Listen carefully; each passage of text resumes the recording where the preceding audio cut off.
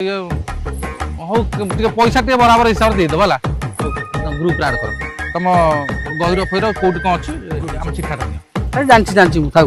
ନା ଅପଡେଟ୍ ଚିଠା ଅପଡେଟ୍ ହେଇଯାଇଛି ଆର ବର୍ଷର ଆଉ କିଛି ନାହିଁ ସବୁ ଏ ବର୍ଷ ନୂଆ ସବୁ।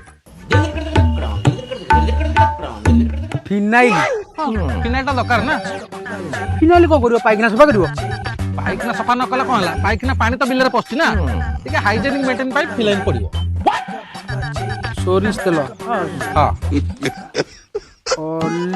ଅଏଲ ନାଇଁ ଅଲିଭ ଅଏଲ ନୁହଁ ଅଲିଭ ଅଏଲ।